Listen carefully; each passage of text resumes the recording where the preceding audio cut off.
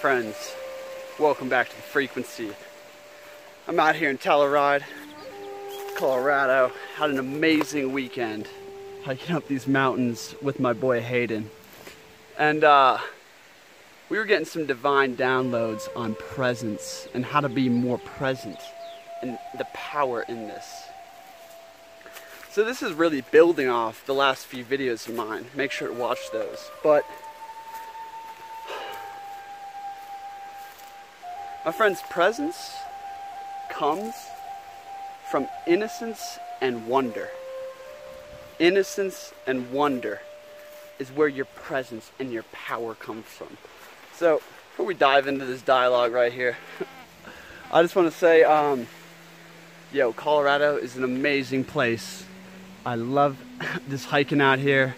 I love being out here. So definitely hit me up if you're in the area. And also, I want to do some meetups or events out here. So let me know if you're interested in that. Hit me up if you want to help out. Yeah, so let's dive in, my friends. Whew. So, as a child, we were so present. And my friends, we must once again return to the state of the child, but bring something with us.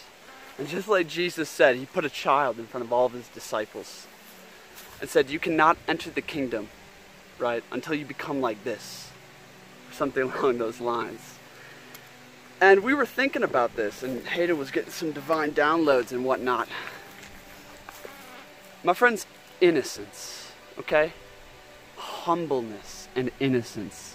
Opening your eyes is the eye of the child. I'm sure you guys heard about this, and a lot of my channel is about activating that inner child resonance, that joy, that wonder at the world, right? And the things that block innocence, my friends, is pride, guilt, and shame. You cannot be innocent, right?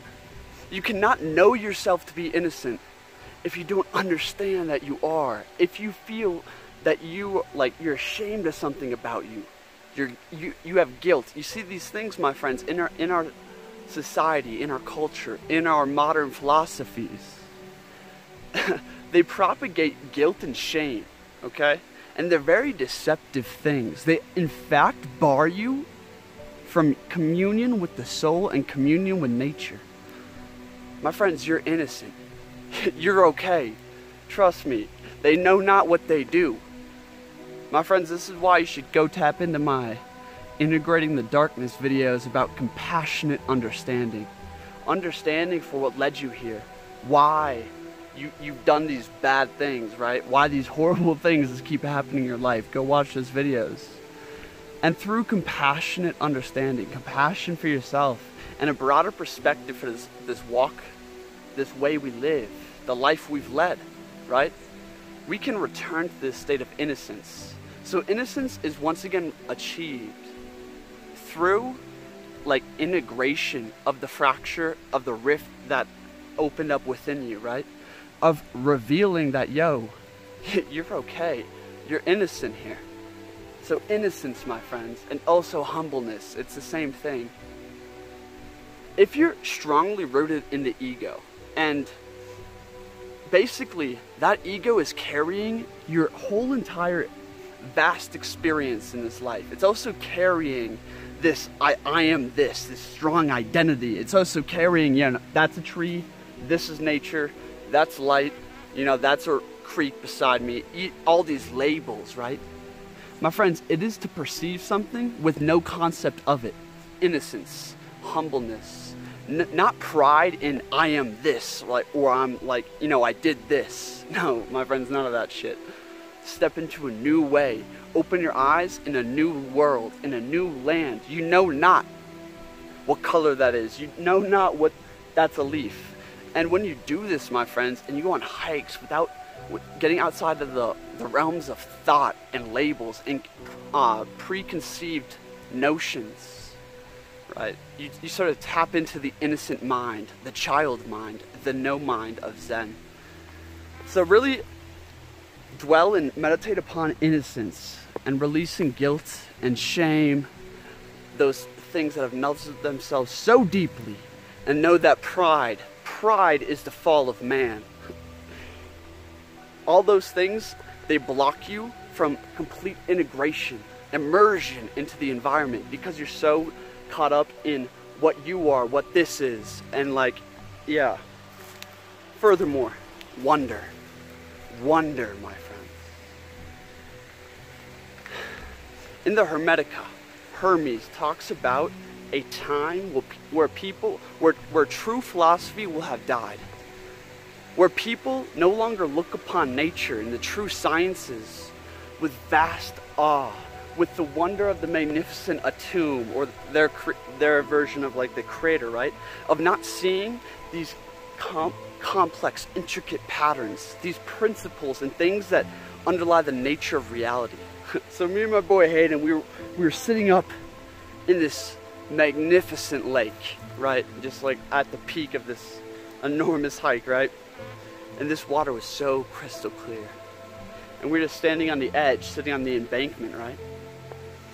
And it was almost like an instant LSD trip in the fact that it seemed like the air to water, because you could see straight through all the water to the ground, it seemed just like separations in the density of air.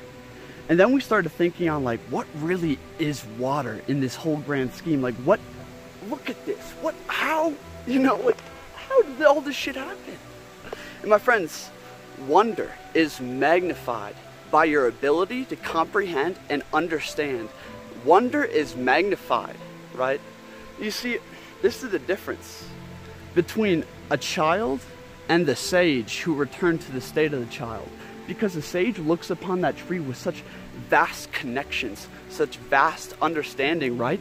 And then can wonder into the depths. He can see, whoa, the true complexity, the true wonder of it, my friends. And this is where philosophy and nature come together to amplify your sense of wonder, my friends. Furthermore, my boy Aristotle back in the day, he said, mind is the essence of life. Mind is the essence of life, and wonder is the root of all philosophy, or the base. Maybe Plato said that, maybe Aristotle, one of the greats out here. Wonder is the beginning of all philosophy. My friends, the state of revelation, the state of awe, right? Of innocence. You know, be playful, be childlike, and just be in wonder. Okay? So, me and Hayden really came down to presence and wonder as the root, innocence and wonder as the root to true presence, a true appreciation of nature around you and the self. And this is key for so many reasons, my friends. So many reasons. How do you let nature know you love it? How do you give something back to that tree? By acknowledging it, by seeing it as all of its beauty, right? Like, all we want as humans, and all any life form wants, is to be seen. To be seen. My friends, see yourself and then start seeing, start being a part of. Okay, this is the fall of man, is when we stopped appreciating, acknowledging things beyond just, you know, a short little definition. Think about how the ancient or the indigenous would look upon that tree. You know, how the indigenous natives would look at the stream and see the soul of it. They would commune with it. The old school shamans would whisper with the wind. They would communicate to the ruffles in the tree, right? And same with the child. The child out in nature communicates with the animals in the trees and the water.